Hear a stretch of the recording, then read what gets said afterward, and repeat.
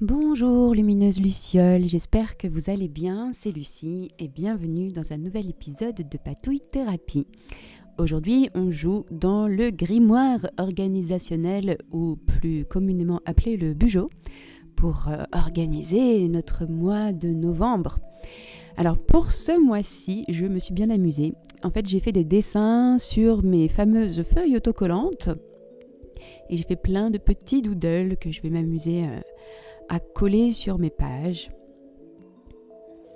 Et donc c'était une manière beaucoup plus simple pour moi de faire mon bugeot parce que voilà, la vie a repris son cours depuis la rentrée et puis voilà, c'est assez intense, donc j'avais pas forcément beaucoup de temps pour dessiner dans mon bugeot, pour travailler l'agencement et la mise en page. Et du coup, faire du collage, c'est, je trouve, plus simple dans le sens où on ouvre le bugeot et basta, on y va, sans forcément trop réfléchir et trop planifier à l'avance. Et donc là, je commence par mettre en couleur un dessin, donc, qui est une sorte d'autoportrait, même si bien sûr le dessin n'est pas de moi, c'est juste un recopiage que j'ai trouvé sur Pinterest. Mais quand j'ai vu ce dessin, je me suis dit « Oula, mais on dirait moi avec ma tasse de thé et mon pull !» et voilà, j'ai trouvé que c'était un dessin relativement simple à réaliser parce que les styles, allez, on va appeler ça un style un peu manga, on est beaucoup moins dans le détail et beaucoup plus dans les formes qui suggèrent une ressemblance. Par exemple, le nez, ça va être juste deux petits traits, ou la bouche, un simple trait, et puis ça suffit, on voit bien. Et finalement, l'attention est plus portée sur les yeux, que je trouve aussi assez intéressant à dessiner. Et je trouve que le plus difficile, finalement, c'est les cheveux. Et puis pour la couleur, eh bien, je me suis juste emparée de mes surligneurs, et j'adore colorier aux surligneurs. Je ne sais pas pourquoi, je trouve qu'il y a quelque chose d'assez... qui ressemble presque à de l'aquarelle, c'est assez léger aussi. Et après j'ai aussi combiné avec les Crayolas et des stylos gel à paillettes, ou pas d'ailleurs. Et puis maintenant je viens juste découper et ça me fait un gros sticker que je vais pouvoir coller sur ma page. Quelque chose aussi qui permet de faciliter le dessin, et notamment le dessin de portraits ou de choses qui ressemblent à des humains, c'est de travailler sur des grands formats. Souvent, je faisais des dessins d'humains en vraiment petit format et c'est vraiment très très difficile. Alors que quand on a la place, déjà ça aide. Et pour mon collage, je me suis vraiment inspirée du style de Hedda qui a la chaîne Mochi Bujo. Je vous remettrai tous les liens en barre d'infos, mais voilà, son thème d'octobre, c'était vraiment un peu dans ce même esprit avec beaucoup de collages et puis des sorcières dans le style manga. Et donc Hedda, elle nous donne un peu sa formule magique pour faire un collage qui fonctionne. Donc du washi tape, du papier type feuille de livre ou ticket et un sticker. Et en général, ça fait quelque chose d'assez équilibré et cohérent. Et c'est vrai que ça fonctionne plutôt bien. Donc ma page de couverture est finie. Et maintenant, on rentre dans le mois de novembre avec...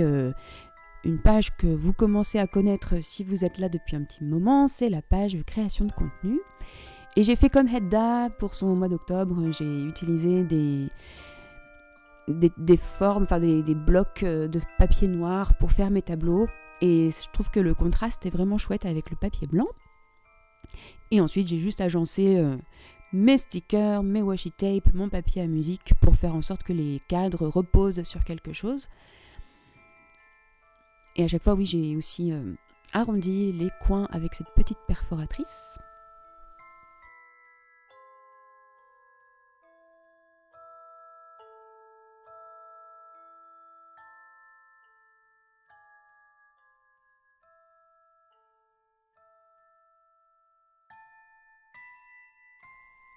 Donc sur cette page, il y a toujours les mêmes éléments qui sont là depuis plusieurs mois, peut-être même presque un an. Donc un tableau pour YouTube avec les dates auxquelles je publie mes vidéos, un tableau pour Patreon, un petit tableau pour les stats et un autre tableau pour les idées. en parlant de stats, je voulais remercier toutes les lucioles qui ont rejoint la petite chaîne YouTube qui grandit, qui grandit, qui grandit. Ça me fait super plaisir et c'est un super beau cadeau d'anniversaire. Parce qu'aujourd'hui, on fête ensemble mon anniversaire. Pour la décoration de cette page, donc en plus du collage sous les cadres noirs, j'habille mes pages avec du washi tape sur la longueur, ce qui permet de structurer un peu la page et de lui donner quelques éléments graphiques. Et puis pour les titres, j'ai fait une espèce de lettrage avec mon Crayola que je viens repasser avec un fine liner. J'ai commencé comme ça au début et après j'ai oublié de faire les contours en noir. Bon bref, comme je l'ai fait ce bugeot sur plusieurs jours, il y a des choses qui vont un peu évoluer. Donc on continue avec la page budget. Depuis plusieurs mois, cette double page, je l'appelais Abondance et Gratitude. Et je voulais vraiment avoir quelque chose qui me fasse me sentir abondante, vraiment. Mais ce mois-ci, j'ai des frais assez importants avec ma voiture, hein, c'est normal. Quand on a une voiture, on a des frais qui vont avec, mais aussi avec ma flûte traversière qui doit être entretenue. Donc ça me fait de bons petits billets à sortir. Et du coup, pour ça, j'ai envie de suivre plus précisément mon budget pour être sûre de réajuster mes dépenses et de remettre des sous de côté. Donc je garde mon tableau pour les revenus et les charges sur la page de gauche et sur la page de droite, je vais faire des tableaux pour suivre toutes mes dépenses.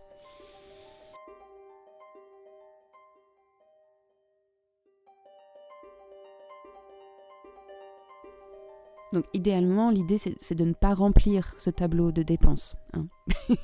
Mais on verra.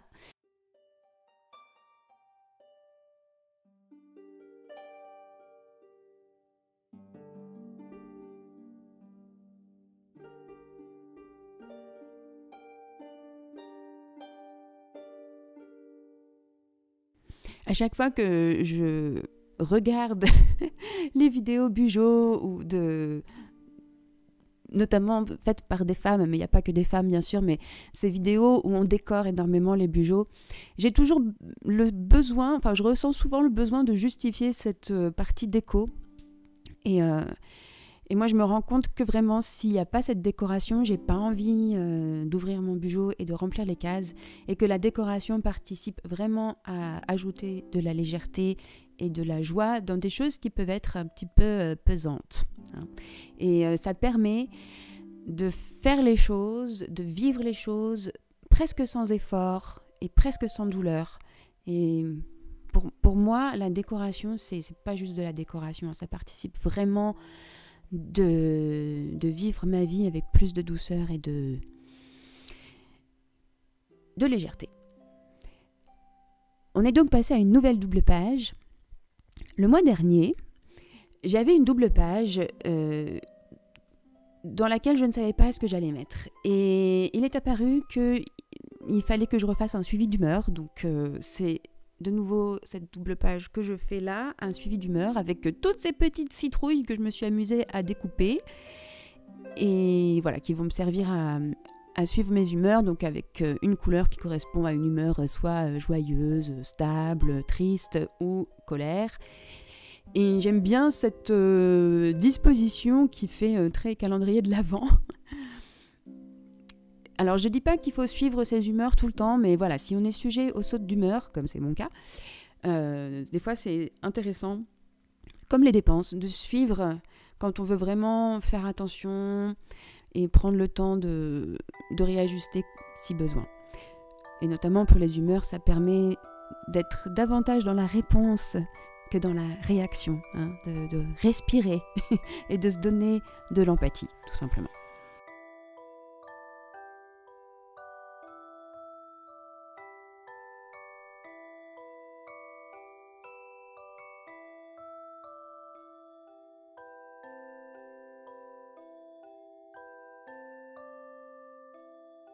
On continue et vous voyez que la journée avance et que là on est passé en soirée, peut-être même à une autre journée, faut vraiment vous mettre dans l'idée que ça prend du temps quand même de faire ces pages, et c'est normal.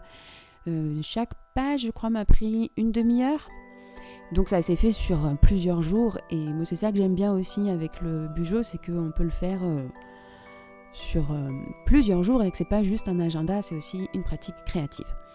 Donc là on est vraiment dans la partie organisation et planification, et je reprends la même mise en page que le mois dernier, et c'est une mise en page qui est inspirée du planner de Ruby Granger et qui fonctionne vraiment très bien. En tout cas, ce mois d'octobre, ça a vraiment super bien fonctionné.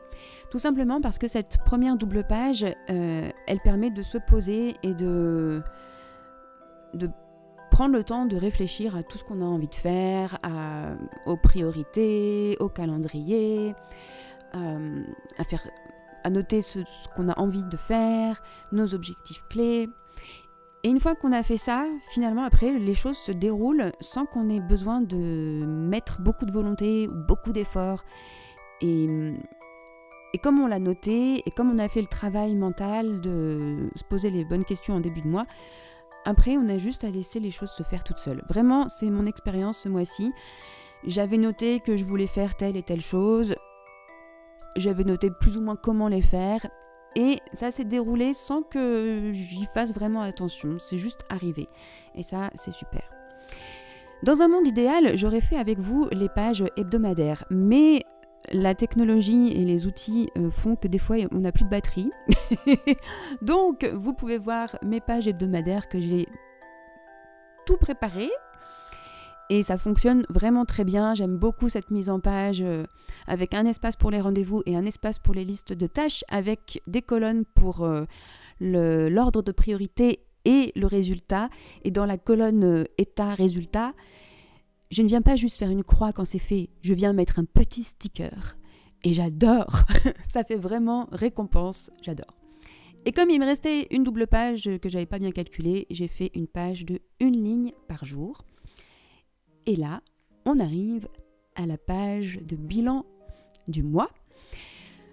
Donc sur ma page de gauche, on a les succès du mois, une page pour moi qui est très importante.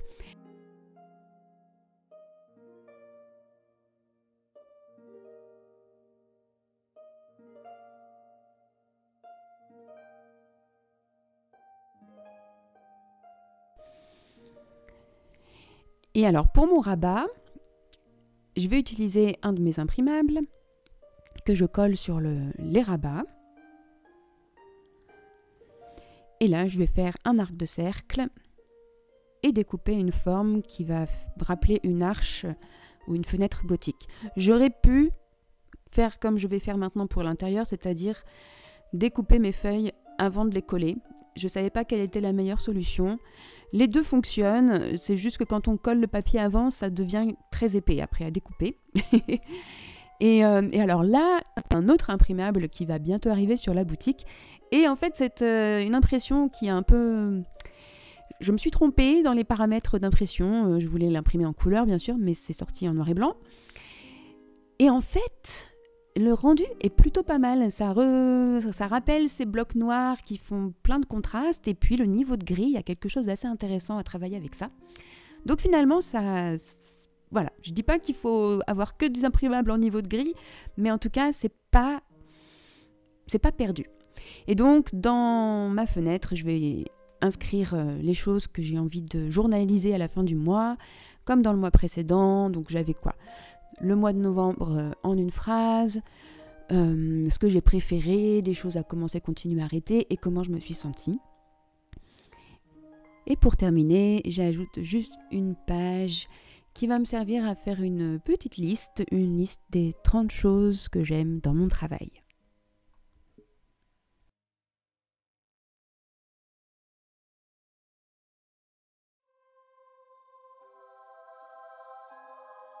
Alors, ce qu'on n'a pas fait ensemble, c'est l'introduction.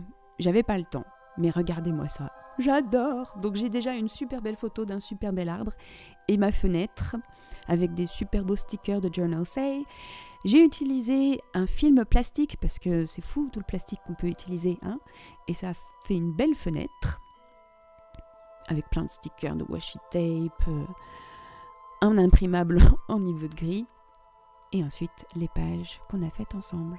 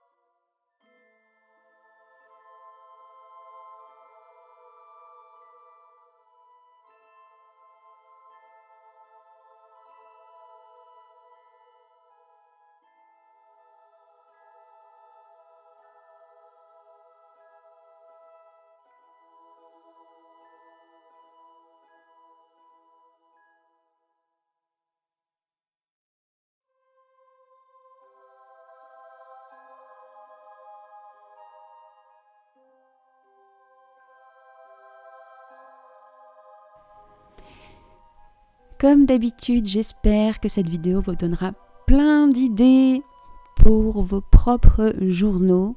Un grand merci pour votre présence, lumineuse Luciole. Prenez bien soin de vous et à très bientôt pour de nouvelles patouilles. Bye bye!